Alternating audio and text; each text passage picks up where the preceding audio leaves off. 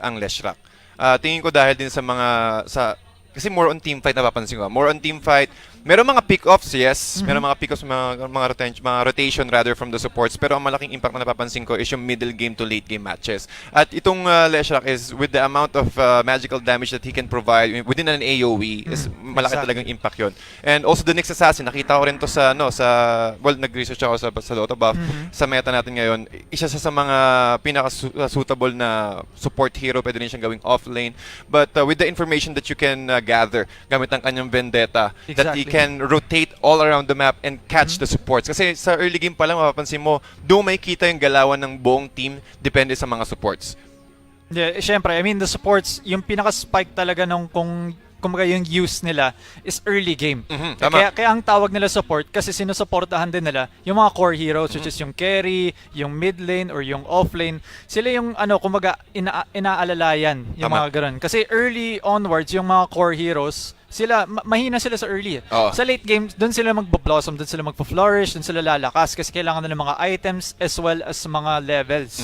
Experience talaga kailangan. Kasi paunahan to mag-level 6 sa mga core heroes, sa mga laning heroes. It will be easier for you to kill an enemy hero kung sakali meron ka ng ultimate which is level 6 pa yan. Medyo matagal, lalo kapag yung level 1 ka pa lang up to level 2 kasi iba kasi ang experience table natin . But looking at the first pick here, Cignal Ultra Warriors, hindi sila pipili ng kahit anong support. Isi-secure agad nila itong Troll Warlord. Well, looks to be na gusto nilang i-secure nga tong hero na to because first pick, usually kasi makita natin pag first pick, they take flexible heroes like Tiny, yung mga ganun. Or yung mga support heroes na hindi pa masyadong pinapakita kung ano yung game plan mo talaga. Kasi kinukonceal mo yan tinatago mo yung game plan mo talaga. Exactly. Pero ito, upfront talaga, Cignal Ultra Warriors, they look confident with their Troll Warlord. And something to note, binan nila yung pinaka-pick na hero dito sa event na to, which is gonna be that Oracle. Pero I think it's okay kasi sobrang messy kasi yung win-loss ratio nun . Kasi pangit nga ng win rate niya dito. But Happy Feet Emperors, let's see how they will approach the draft if they'll open up with something flexible. Pero din kasi itong phase na to, meron kagad silang 2 picks na pwedeng kunin kagad. Kaya interested to see kung ano yung gagawin nila dito. But I think for Happy Feet Emperors, Winter Wyvern yung pick nila dito, which is good. Counter yan, soft counter yan sa Troll Warlord kasi kapag ginaw yung Troll Warlord yung isang tao, at least manenegate mo yan with the Cold Embrace kasi matatanggal mo yung physical damage factor nun . Especially since kapag mag-ultimate na yung Troll Warlord nun, wala na siyang control sa hero niya. Kasi syempre kapag nag-go ham na yun sa isang tao, at least mako-Cold Embrace mo yun, manenegate mo yung yung fast physical damage na magagawa niya doon. Tama. Kasi, mga kaibigan, yung battle trance niya, which is yung kanyang ultimate, wala kang control. Kumaga parang hindi mo siya kayang galawin, pero ang titirahin niya lang is yung mga heroes, priority syempre ang heroes kung sakali merong creeps within 900 radius at hindi siya namamatay doon. And one of the best ways to counteract this is either you need to disarm the Troll Warlord, depende siguro. Pero isa rin is yung making your allies vulnerable with the Cold Embrace and also the Winter's Curse. Pero Bounty Hunter pick nga sa Happy Feet Emperors at tingin ko nga, ito yung magiging roaming support natin. Well, since they have removed the next assassin from the play, isa rin to si Bounty Hunter na makakakuha ng gather ng information. And also with the track, yung additional gold na parang ibigay. At yung also, yung information na pwede mo makita. Kasi pag once na trinak mo yung kalaban, mga kaibigan, tapos clinic mo yung kalaban, makikita mo kung gaano karami yung pera niyang kung ilan yung reliable gold niya and also the unreliable gold. So malaking information to for Happy Feet Emperors and also with that steal, yung gold steal niya na yung Ginada, if I'm not mistaken, bawat banat niya depende siguro kung anong level, but I think as far as I remember, that's 20 gold for the level 1. Yep. So Happy Feet Emperors dito, pinik nila yung Bounty Hunter. It could be an offline, it could be a support. Yun yung kagandahan ng mga early picks na flexible. Yun yung okay din. Pero madalas kasi nakikita ko na siyang as an offlaner. If I'm looking at the international matches, ganun yung dating nun. But yung Bounty Hunter kasi, nag-enjoy siya playing from behind. Kasi okay lang kumaga na, mamatay ka ilang beses sa lane. Basta pag maka-level 6 ka na, pag umikot ka na, and if you get those track kills, mabilisan na makakuha na yung gold. Kasi nasi-share din yun sa mga kakampi. Kapag nakapatay kayo, under track. Ang laki ng impact nun. Plus, meron pa siyang movement speed, so talagang makakahabol ka. And one of the mechanics with Bounty Hunter is, kapag na-track ka, yung first skill niya nagba-bounce. Yung Yeah. baga parang kung sakali kahit Shuriken sobrang toss. yung shuriken toss niya, kahit magtitipi ka sa, mara yung kalaban mo nagtitipi sa backline, tapos merong track. Pag binato mo yung shuriken toss mo sa creeps, Nagba-bounce. babato yun, makaka-cancel. Since, pag tipi mga kaibigan na sinasabi natin, is yun yung town portal. Yun yung makaka-uwi ka sa mga tore mo, sa mga wells, especially. Kapag na-cancel mo yun, or one of the best ways to cancel it is to disable the enemy hero, which is the stun. At meron siyang mini-stun kasi yun sa Ginada. Right. So, pero tignan naman natin dito, Cignal Ultra Warriors, they also have a Vengeful Spirit, and also with the stun mechanic, the Magic Missile, also one of the best repositioning skills, the Swap. Pwede niyang gamitin sa ally heroes niya, pang save, or for them to initiate aggressively. I think yung pinaka-pick ng Vengeful Spirit dito is one, para sa Vengeance Aura niya. Oh. So, mabuff niya yung Troll Warlord, especially going to the mid and late game. Pero yung swap niya din, yun yung pinaka-importante sa kanya. Kasi, kapag pansinin mo, merong Winter Wyvern sa kabila. So, kapag mga Winter's Curse, yung mga kakampi dito ng Cignal Ultra Warriors, at least makakapag-swap out naman siya. Oh. Kung sino yung makakapag-right-click nung... Indeed. Exactly. So, yun nga. But the bans coming out here for Cignal Ultra Warriors is gonna be Batrider and Enigma. So, mga teamfight heroes, initiators na medyo makakapag-control sa Troll Warlord dito. Yun lang yung ayaw nila siguro since naipakita nga nila yung Troll Warlord pick dito. Pati nakikita ko rin kailangan nila ng pang setup eh. Kasi after ng Winter's Curse ni Winter Wyvern, Ano yung follow-up ano yung mo? follow-up? Exactly. Which is, ito yung mga heroes na kayang follow up, such as Enigma with the Black Hole, and, this is a Terrorblade pick for Happy Feet Emperors. Alright, and as far as I remembered, this is the core hero that they've used to win against Suha Execration, if I'm not mistaken. Okay. And with this Terrorblade, mga kaibigan, with the Metamorphosis, it will be easier for them to dish out a lot of structural damage on the side of Cignal Ultra Wars, which is kailangan nilang maghanap. Tingin ko itong third pick ng Cignal Ultra Wars is supposed to be against the Terrorblade. Yeah, for sure. Sana din. But Happy Feet Emperors dito, they pick the Terrorblade, which means in the first 20 minutes, magfa-farm lang yung Terrorblade. Babysit lagi mga support dyan. It's up to the other 4 heroes na mabigyan mo ng space at maprotektahan mo. I now understand the pick kung bakit sila kumuha yung ng Bounty Hunter. Para sa track din. Kasi pag makatulong yan sa, kunwari, mag-apat kayo, di ba, nagfa-farm lang yung Terrorblade. Pag mag-go as 4 kayo on the side of Happy Feet Emperors, at least, pag ganon, makakapagkuha kayo ng mga track kills and dun na kayo magsa-snowball. And you'll be able to get that space na may ibibigay mo sa Terrorblade, which is usually medyo later part in the game. Tama. Na siya nag-online. Kasi nakukuha niya mga items, yung mga levels, and after nun, pwede na kayo magsama-sama at mag-push na ng isang lane.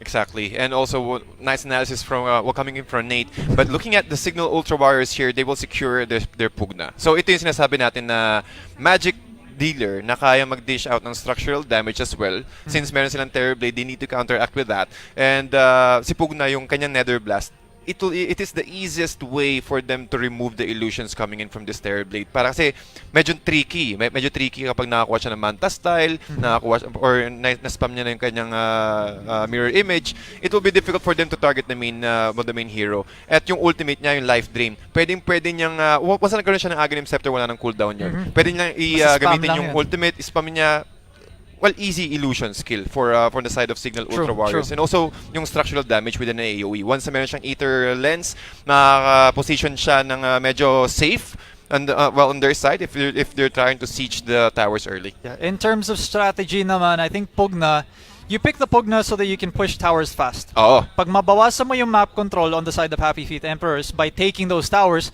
onti na yung space kung saan pwede mag-farm yung Terrorblade naman. Yun. And so, dun mahihirapan yung Happy Feet Emperors kapag makakuha ka agad ng mga mabibilis na towers yung Cignal Ultra Warriors. So, yun lang isang factor na kailangan na lang i-take into account dito. And as well as yung Decrepify naman ng Pugna. Kapag kunwari, medyo gusto na magwala ng Terrorblade. Lagyan mo lang ng Decrepify yung Terrorblade dun, hindi na siya makakapag-right-click. Kasi he's in a state called Ethereal, in which you cannot right-click him and he cannot right-click anyone else. Oo.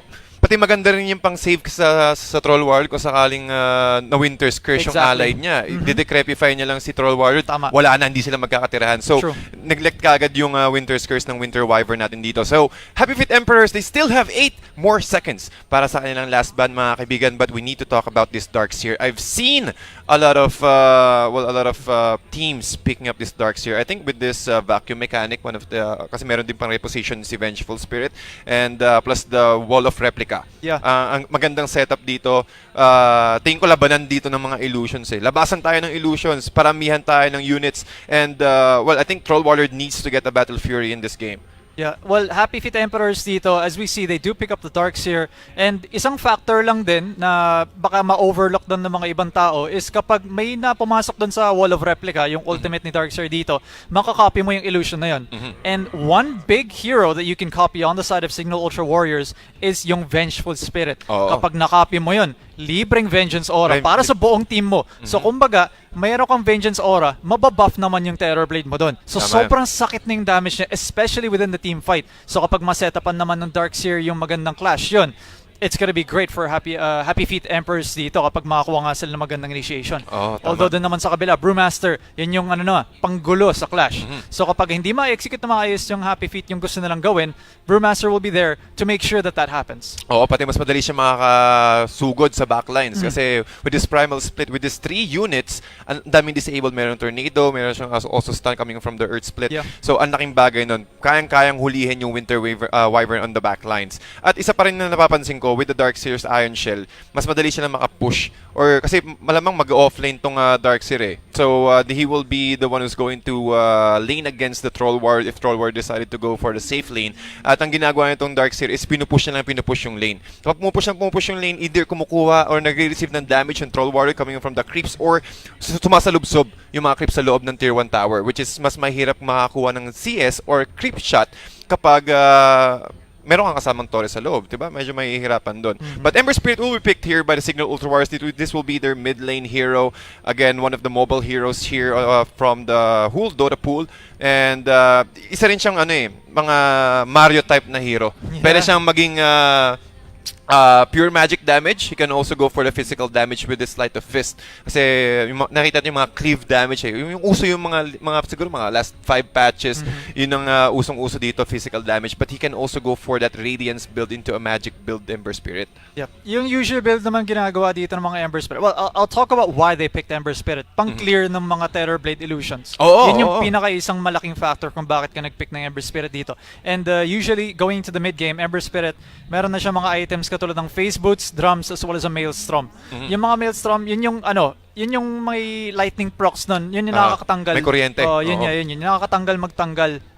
Nakakatulong magtanggal ng mga illusion sa side na yan. Terror Blade. Yan. Tama. And also that yung Radiance thing kung sakali. Pero nakikita ko rin. Depende kasi talaga mga kaibigan. Ito yung sa Ember Spirit na sinasabi nga natin na pare-parehas yung stats. Ganun siya, pwede siya mag-adjust in the, while in-game, while mid-game. Depende siguro kung ano yung mga nangyayari or build-up ng Happy Feet Emperors. True. But last pick ng Happy Feet Emperors mga kaibigan, this will be a Queen of Pain against an Ember Spirit mid. And we've seen this Queen of Pain, pero kailangan mag-ingat yung Queen of Pain dito kasi merong opportunity na hindi siya makapag-blink out with the Searing Chains coming in from the Ember Spirit. Yep, yung root mechanic kasi habang naka-root ka or well, obviously kapag naka-stun ka din, hindi ka rin makakapag-blink out and it's really important na ma-lockdown mo yung Queen of Pain dito. And looking at the draft, I think kapag kompleto naman yung Happy Feet and they reach the late game, sila yung may advantage dun. Tama. So yung 4 na heroes playing around the Terror Blade, Queen of Pain, Darkseer, Bounty Hunter, and Winter Wyvern, kayang-kaya naman nila. Although, yung Cignal naman, they can play around the fact na yung TB is non-factor for the first 15 to 20 15 minutes. Kasi mga late game pa yan, no? The game is on them. Pag makuha kaagad nila yung magandang start, at nahihirapan na kaagad yung Happy Feet dito na mag-adjust kapag nawala ka na ng mga towers, yung space mo, hindi ka na makakapag-farm, doon nalalakas yung lineup naman ng Cignal dito. And I usually side sa mga teams na kontra naman sa Terror Blade. As long as they play the early game well, it's their game from the start. So yung advantage, kumbaga, nasa kalan na kaagad. But Happy Feet, they need to delay the game and wait until, well, let's see, Natsumi, kung makakapag-carry siya sa kanyang Terror Blade. Tama yun. Pati tingin ko, ako sobrang agree ako sa Queen of Pain na to. Kasi siya yung hero na once na nag-level 6, pwede niya gamitin yung kanyang ultimate on a different lane eh. Which is malaking impact yun, lalo pag pumunta siya sa bottom lane kung nasan yung core hero nila. Mas magkakaroon ng isa yun sa mga, bukod sa iiwanan mo yung core hero mo, isa yun sa mga tulong na kaya mong ibigay being as a mid laner is to help your safe lane hero to kill an enemy hero. Plus meron pa silang bounty hunter. So tingin ko kailangan maging aggressive dito ng Happy Feet Emperors for them to play this draft well sa matchup nila against Cignal Ultra Warriors.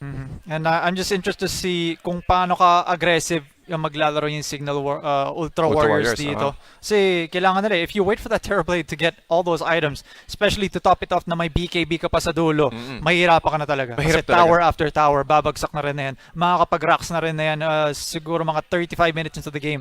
And dun ka na mahirapan na Cignal if at that point, hindi ka na nakakapag-shutdown ng mga ilang heroes dito sa side ng Happy Feet. Mismo. Kaya nakikita ko dito, early game supports, siguro once na nagkaroon siya ng level 2, they can start going on on the Terrorblade's lane and then disrupt the farm. Kasi once nga naman mga kaibigan itong si Terrorblade nakapag-item na, o kahit isang item lang, Sanction niya siya, as long as available yung Metamorphosis, they can go. So we need to look on the timers of our ultimates, or rather the skills of our teams right here. And syempre, huwag natin patagalin pa. Ito na nga ang Game 1 for ating first series. Again, this is the first esports league in the Philippines. You're watching the Nationals. Kami yung caster Stads and Nathan. While on the Radiant side, again, we have Cignal Ultra and Happy Feet Emperors naman sa Dire side. Pakilala na natin yung mga players. I'll go get ahead with Cignal, and si Van will be playing the Brewmaster. Eris naman sa kanyang Pugna. And yung mid naman, kung di ako nagkakamali, si...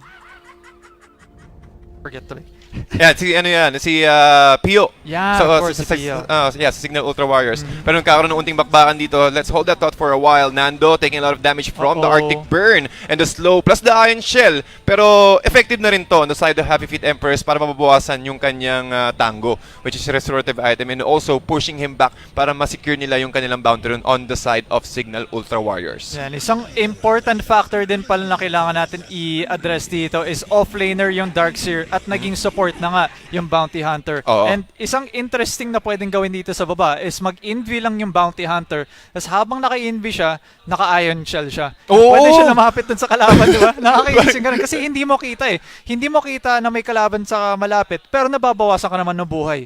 So, mapapagastos dito yung mga support natin sa Sentry Ward. Exactly. Yun ang napapansin ko dito. Yun yung problema lang. Nako. Tingin ko, well aware din naman ang Cignal Ultra Warriors sa mga ganong klaseng cheesy plays na pwede natin makita. And also, looking at the laning phase, it's all about the aggression, the supports. Tingin ko, kaya rin nila pinik yung Darkseer para, since kasi pwede maging offlane si Bounty Hunter, just like what you mentioned earlier. But I think it will be effective for this Bounty Hunter to get his level 6 as soon as possible. Pero may hihirapan siya kasi roaming support nga siya. Yeah, true. So, kumbaga madedelay din yung track timing kasi level 6 as a roaming bounty hunter, you don't get much experience. You're walking in between lanes, you're trying to help someone out here at the top, just helping someone here in the mid.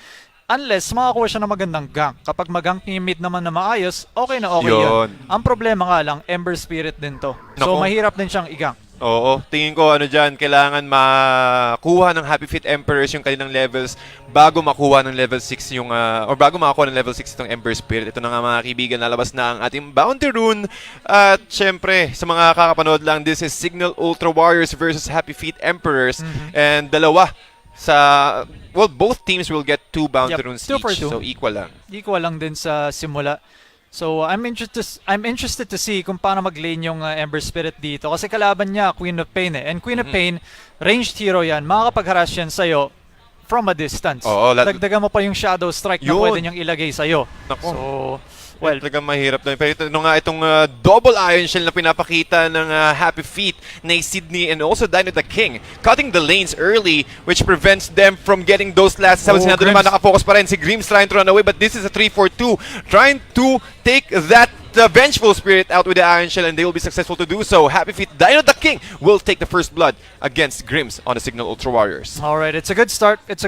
Naubos mo kagad yung mga creeps dun sa kalaban mo, and you force the opponent's side na mag-last hit under the tower. Kasi nga, naubos nga yung creeps before umabot sa tower din So nahirapan tuloy yung troll na mag-last hit din. So yung bot lane, medyo advantage naman sa side ng Happy Feet Emperors. Yun ang tinatawag natin na lane control, mga kaibigan. Pero ito na nga sa bottom lane naman, itong Iron Shell. At really proving, just shoving the lanes para sa side ng Happy Feet Emperors. At kapag lagi na siya shove yung lanes, medyo nahihirapan since wala pa namang Quelling Blade dito si Troll Warlord. But with the assist, with the Grimms as well, at nakita natin tong aggression na pinapakita ni Sydney, controlling the support, making sure that he will use some of these resources and also popping that sentry ward na kailangan nila. Well, for now, it's just gonna be Janada, and nakita mo naman, bawas kay Grims doon. Masakit. Dagdagan mo pa ng Iron Shell. Yung ano pa doon, tol, yung gold na steel na pwede na makuha. So, grabe. Medyo mahihirapan yung supports natin dito since they're against an invisible hero, and one of the best ways to counteract with an invisible hero is to buy Gem of True Sight or Sentries or Dust. Dust. So, medyo kailangan makakuha din ng unting resources ng mga support dito from Cignal Ultra. Nako, ayan na nga. Ito na naman, 20 na naman, Magic Missile, but there will be no follow-up. Dino the King looking for a rotation, pero nasa high ground nga naman siya. Tingin ko naghahanap siya ng ibang information kung mayroon pang ibang supports or other heroes coming in from Cignal Ultra, but the aggression is there for the Bounty Hunter. Top lane nga naman, mukhang si TMV, nag-aalangan, wala siyang pang-cancel, so it will be a TP safely away from the side of Happy Feet Emperors. Alright. Well, interesting so far. Dun sa mid, I guess medyo pantay naman. May courier! Muntik pa siya! Pero siyempre, tingin ko hindi enough yung damage, men eh. Ng Ginada. So, pinaton niya na lang kay Pio para makakuha siya ng unting gold. But, nice dodge naman. Hindi siya maapektuhan ng Shadow Strike dun sa mid. But then, here comes the annoying Bounty Hunter. Nambubuli si Bounty Hunter, mga kaibigan. At ito yung malaking advantage na kaya ibigay niya sa mid lane hero is to reduce the amount of gold that this Ember Spirit currently have. Yep. Hindi naman siya game-changing na, uy, kinuha niyo lahat ng gold ko. Hindi. Annoying lang naman siya. So, makakakuha ng konting gold dito, yun, parang may puhunan lang din ng konti. No? Oo, pati mahirap din kasing, mas mahirap lumapit sa Queen of Pain kapag unti na lang yung buhay mo. So, talagang ito yung isa sa mga mechanic ng Bounty Hunter, mga kaibigan. Well, at least makakahanap naman ng konti experience yung Bounty Hunter dun sa baba. Kasi sinamahan niya naman yung Darkseer niya dun. But, well, top lane, we haven't really seen this lane too much actually. Mukhang farming lang muna. But nahihirapan 12 and 3 lang yung Terrorblade natin dito sa top. Oo, kasi meron din siyang meron din siyang is against the Brewmaster which can provide him the debuff. Uy, grabe naman yung critical. Na tatlo sunod-sunod! Seryoso ba yun, Natsumi? Unting-unti na lang medyo na delikado na yun, delikado, for sure. tatlo sunod-sunod. Grabe naman yung stun na yung criticals na yun coming in from Van with this Brewmaster. So yung sinasabi ko nga kanina, meron kasi siyang miss na skill na kaya niyang bulagin rather, i-blind yung mga hero. So I think that's one of the reasons why ganyan lang yung CS niya or yung clip shots niya. Yeah, for sure. And the Brewmaster naman, malakas din kasi siya sa lane. So mabubully out niya naman talaga. Especially since hindi naman palagi naka-metamorphosis lang din yung Terrorblade. So Terrorblade, melee form siya kapag hindi naka-metamorphosis. And kapag lalapitan mo naman yung Brewmaster, it's gonna hurt. Yeah, it's gonna hurt a lot. At nakita nga natin yung ganitong aggression na pinapakita ng Cignal Ultra Warriors. At sobrang swerte din kanila kanina. Tol, hindi ako makamove on sa critical na yung ganito na sunod-sunod. Pero with that cold embrace, it will be easier for Happy Feet to at least regenerate some of the missing HP of this Terrorblade para makakuha din siya ng experience. Hindi siya uuwi ng well. Pasalamat na lang siya na may defensive support siya na makakatulong sa kanya. But Bounty Runes will be coming up here. And Sydney... Naku, nakuha pa rin ni Sydney yun. So alam niya na mayroong Bounty Hunter doon. Pero uunahan pa rin ni Bounty Hunter. Pero nakuha na nga ng ibang hero. Pero makakuha pa rin siya ng isang Ginada Strike coming away from Eris. At tingin ko, I think it's already level 1 since level 2 pa rin si Bounty Hunter. Or he might go for a level 2 Ginada once he got at level 3. And again, makikita natin, di ba, yung mga ibang heroes dito, level 4, level 3, ganun. Siya level 2 pa rin. So, something to note, yung mid nga, level 5 na rin na. Just about to pop level 6. At sakto rin, may arcane rin siya. Pag magle-level siya, kinuha na niya yung ulti niya. So, pag nadagdag mo pa ng ganun, cooldown reduction, ganun-ganyan. And pwede naman siya maka-solo kill na dito, if ever, na may mahuli siya. Oo. Kaso ang kailangan gawin ng Happy Feet ngayon is to make use of this ultimate from this Queen of Pain para, and also yung Arcane Rune kasi nagpa-pop yan ng every 2 minutes kapag hindi mo nagamit So, you can play aggressively, but looking at Popo right now, siguro kailangan nyo munang i-secure yung lanes. But, siyempre, kailangan muna i-push yung lanes bago ka umikot kasi mas obvious Meron tayong tinatawag na fog of war. Kapag nakita ka or pag pinush mo yung lanes tapos umikot ka sa ibang lane, siyempre, ang focus ng Cignal Ultra is to defend the tier 1 tower on the middle lane. So, dun yung magandang opportunity for you to rotate as Queen of Pain. True that. Well, Ember Spirit just gonna farm for now. And actually, ang pwede nga gawin ng Queen of Pain dito, pwede na siyang umiikot kagad. Iiwan niya na lang siguro yung lane para sa Bounty Hunter. Kasi para sa akin, sobrang importante yung track nila on the Bounty Hunter. Na makapag-hit siya ng level 6 kagad, but he will be going to the bottom lane. And may go ata dito sa side ng Cignal. Whirling access. Saktong-sakto yung ano niya, yung net. Ito na nga sinasabi natin, with the slow plus the ultimate from Queen of Pain. Saktong-sakto nga niya nakapag-ulti. Kapag battle trance pa siya. Nice invisibility, but Popo just microing his way out. At saktong-sakto sa end ng duration ng battle trance with the Scream of Pain. Pero si Greens pa rin tumatakbo. Popo and Sydney. Again, double kill para kay Popo to. At ito yung unang ikot niya. Ito yung unang gamit niya ng kanyang ultimate. Sakto pa na may arcane run ka, di ba? But, well, something else that we need to note. It was just about a minute ago, I think, that we were talking about level 2, Bounty Hunter. Tignan mo na ngayon, level 4 na kaagad siya. Just because of those 2 kills. And it's just great, you know?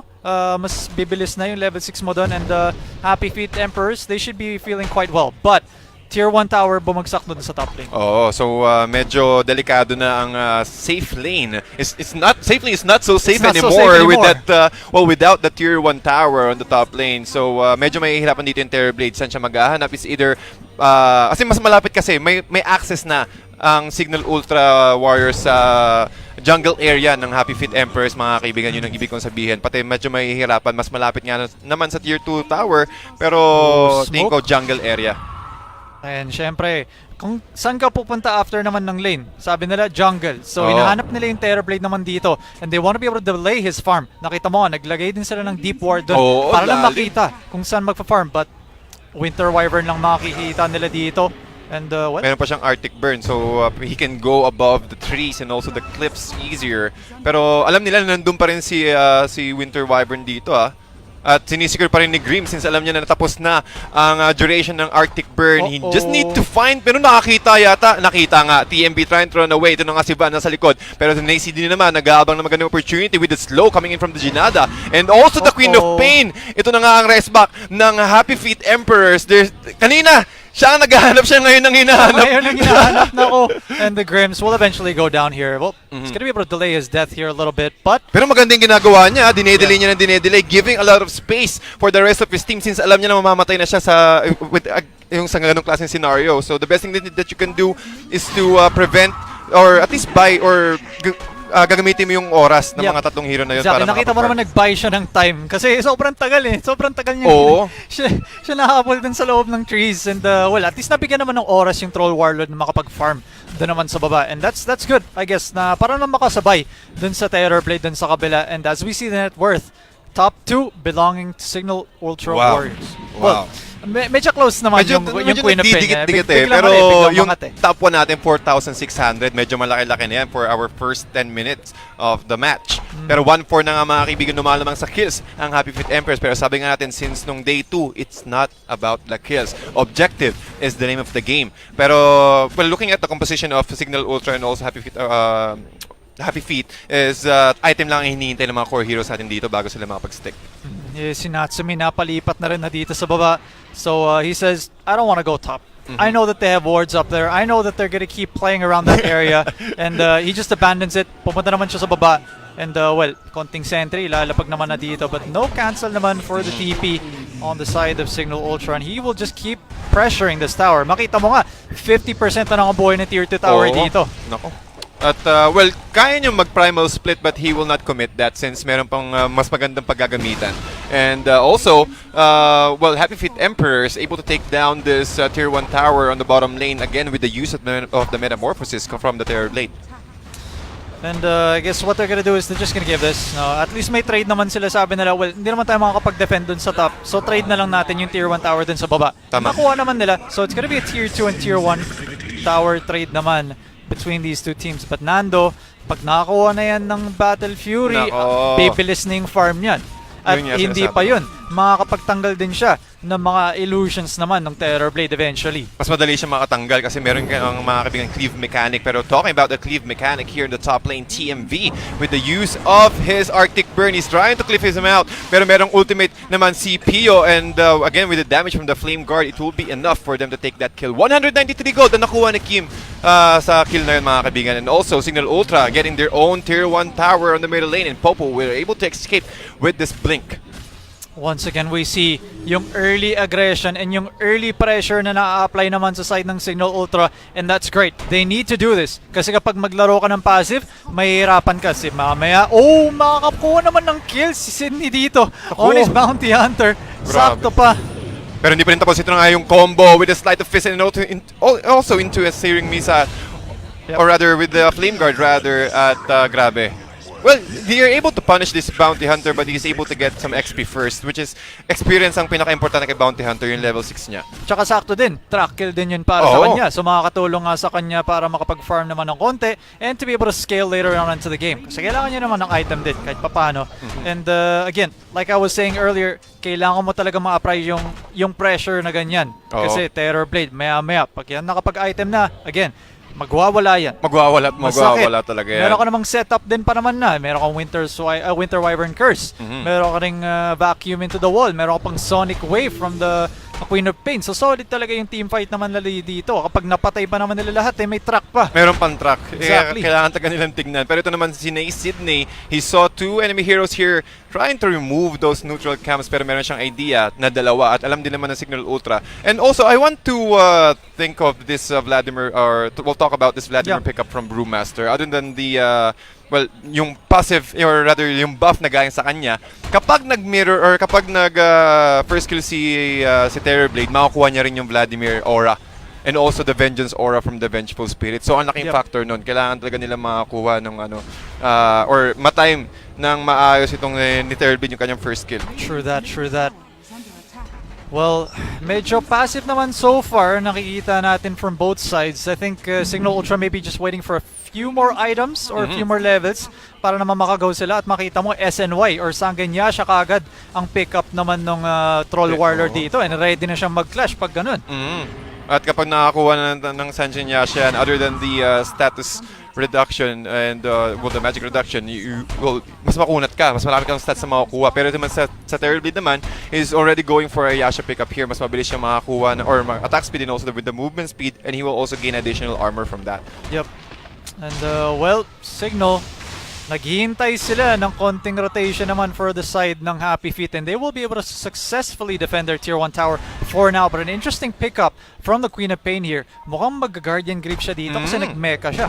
Oo. Pati napapansin ko talaga sa mga mid lane heroes, kahit hindi sila behind or kahit hindi sila ahead, tingin ko more on ang pagkakal mo kasi ni-nerf yun From 1,700 naging 1,850 if I'm not mistaken. Yung cost. Yung cost nung Guardian's Greaves. But ang laking impact kasi niya sa team fight. Just like what we mentioned earlier, but hold that thought. Mukhang nagkaroon ng magandang initiation here. Arctic Burn being used by TMV. They're able to run away at makakuha siya ng isang magandang swap. Na-CD mo kang mahuhuli pero hanggang saan niya kayang pating with the body block. Also with the Winter's Curse. He will steal another one.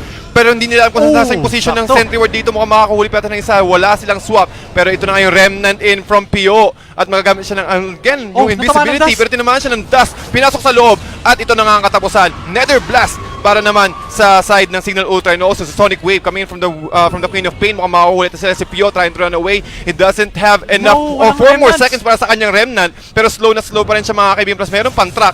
Sleight of Feast into the Remnant out.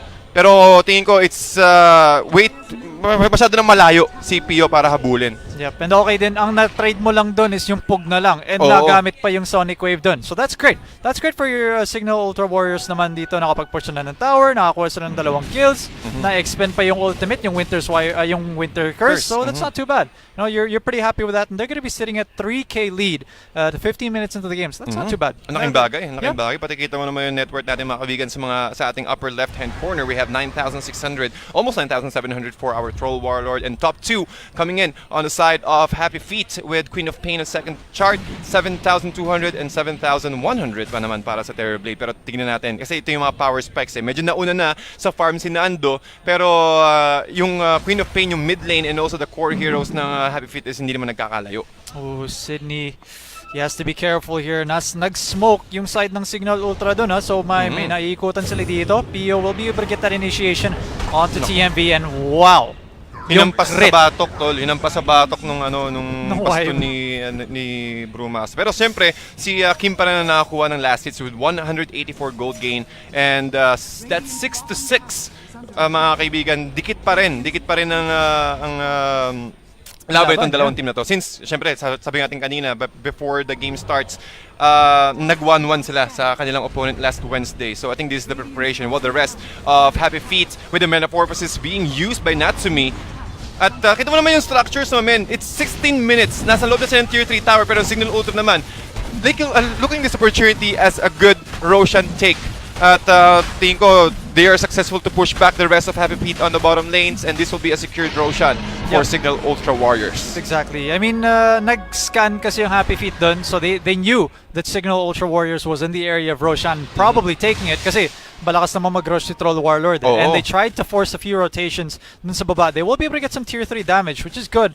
But you did get Rosh on the side of Cignal dito, and pwede na sila magsama-sama at makakuha ng mga ibang objectives pa. Tama yun. Nako, lalong meron pa silang Aegis of Immortal, so pwedeng lumusob, pwedeng pumasok ang Cignal Ultra ngayon since meron silang other life sa kanyang core hero. I think this is Trollward who took the Aegis of Immortal, and also while talking about the items, Guardian Greaves has been purchased by Queen of Pain. So plus 20 armor para sa kung sakaling bumaba ng 30% if I'm not mistaken or 20% HP ang kanyang sarili plus the debuff. Oh, Nando. Grabe, ang sakit naman talaga nung hampas nun. Gigil na gigil mga kaibigan si Nando, and they will be successful to take down the Tier 2 tower on the middle lane of Happy Feet. Pero yung mga illusions masakit pa rin yan. Exactly. So ang problema nga, meron nagrarat dito sa side ng Happy Feet Emperors, sorry. Pero meron naman silang Ember Spirit. Hindi Ember Spirit, makakapag-iwan siya ng isang remnant sa lane at makakapag-TP back and defend naman siya una. And that's great. At least sa side naman ng Cignal Ultra Warriors, pwede ka naman commit ka agad din ng balik ng static or nung remnant naman ng Ember Spirit. Pero ito naman, Nando, delikado. Naku, ginamit na ngayon kanyang Battle Trance at ito yung sinasabi natin, itong Cold Embrace ni Winter Wyvern. Will na get some of it, but the Winter's Curse, ito na nga lumalapit si Troll Warlord, pero merong swap again from the Vengeful Spirit. Ito yung sinasabi natin, defensive sword into a triple remnant. What the damage! Naisiday, umuntik pa siyang mamatay doon, pero merong emulation coming in from the fire split from the Brewmaster, but will it be enough? No, it's not enough with the Blink Dagger out from Van, and it's time for Cignal Ultra to disengage since they already took the objective with Tier 3. Pero di pa rin tapos. Naku, ito na nga sa low ground! No! Cignal Ultra, Happy Feet deciding to go on the high ground, but it's not the right decision. Queen of Pain will be deleted. Plus again, the disable coming in from the battle, from the Troll Warlord. Pero hindi pa rin sila tapos mga kaibigan. Nagbabakbakan sila. Oh, everyone's just dying, man. And then they're going to be able to take this Rax right here. And you forced the buyback from the Darkseer. He bought back and he died. Queen of Pain, he's going to be alive, but he's not going to be able to do anything because one Rax is up already. Natsumi, he just walked up to that cliff and he died. Namatay kaagad siya. At walang buyback yung tatlo sa Happy Feet Emperors ngayon, mga kaibigan. Ito yung opening na hinahanap ng Cignal Ultra. At meron pa siyang heal coming in from the life drain rather from Ares. At I think they will be able to secure at least 2 lanes of Fraxis on the side of Happy Feet. At meron pang second round ng kanyang Aegis of Immortal, pero ready nga ba sila? Nacy Day on the front lines, they need to get that track kill, but the Battle Trance is available. He will use it, and they will try to focus on Natsumi. Si Popo naman tumatakbo, si Kim Elizabeth nakakuha na naman ng isa. The root! Napatayin niya, plus the root! The root is on fire nga mga kaibigan. Nando nakakuha ng isa pa. Double kill para Cignal Ultra Warriors. That's a 4-4-0 exchange, and they're on the defense right now. Pero naiiwan si Terrorblade. Kakabuhay ni Darkseer, but it's time for Cignal Ultra to defend at siyempre discipline pa rin mga kaibigan. Okay na yung dalawang lanes. Then kuha tayo ng ibang objective. Hintayin natin si Roshan siguro or i-clear out natin yung neutrals nila, yung jungle area para wala silang resource. Ito yung nasabi natin. Battle Fury into SNY. Battle ready na. Yung Troll Warrior, nakita naman natin dito. Nakita naman natin na he just went up to him. You know, he just, okay, take this Rax in mid lane, take this Rax at top, take the fight, kill people, and they were just able to do it. Yung Terrorblade naman, hindi pa siya ready magbakbaka naman dito, and he needs those items. Yun yung problema. If you draft a Terrorblade and you cannot drag the game beyond 30 minutes, you're gonna have a hard time. And nakita mo naman, 20 minutes pa lang into the game, nawala ka agad yung dalawang Rax naman sa side ng Happy Feet Emperors dito. Grabe talaga yung aggression na pinapakita ng Cignal Ultra Warriors, mga kaibigan. And this is the Troll Warlord play. At sobrang bilis niyang or sobrang bilis niya umatake, and also he can dish out a lot of damage, especially with the vengeance aura from the vengeful spirit. Talagang mag-rip down mag-melt yung mga towers. Yun nga, and I really have to question the play coming out from Natsumi. Oo, nakadidiron ka, pero hinabol mo pa rin yung tatlo doon sa high ground naman. And nung inakyat mo, nakita mo naman, lusaw na lusaw kagad yung Terror Blade. Nakita, I mean, tas sobrang layo pa naman din kakampi mo, hindi ka rin matutulungan. Golden Praise man lang din sana, or yung setup para sa Winter's Curse. But it wasn't there. He made that call, and his team was just not ready to be able to fight there. And well, Cignal Ultra Warriors, they're walking down bottom lane. They just took the tier 2 tower. Delikado sobra for Happy Feet Emperors dito sa laro na to in game 1. I totally agree. Sobrang delikado talaga since choke point, or rather meron choke point ang Happy Feet dito when it comes to the map vision and also map control. Since hindi sila pwedeng lumabas dito, ang kaya lang nilang kunin na gold and experience is yung mga incoming wave na dumadaan sa top lane and also on the middle lane. Exactly. So hirap talaga ang Happy Feet dito sa current status nila. And something to note, may konting trivia lang ako for Cignal Ultra Warriors dito. Diba, dalawang series nang nilaro nila. They played against Execration, they played against PLDT Omega, diba? And the thing is, they took yung first game na nung 2-game series na yan, palagi silang panalo ng first game. Yung second game naman, palagi silang talo. So win-lose sila ngayon. And it seems to be that it's gonna be another win for the game 1 naman ng series natin na to.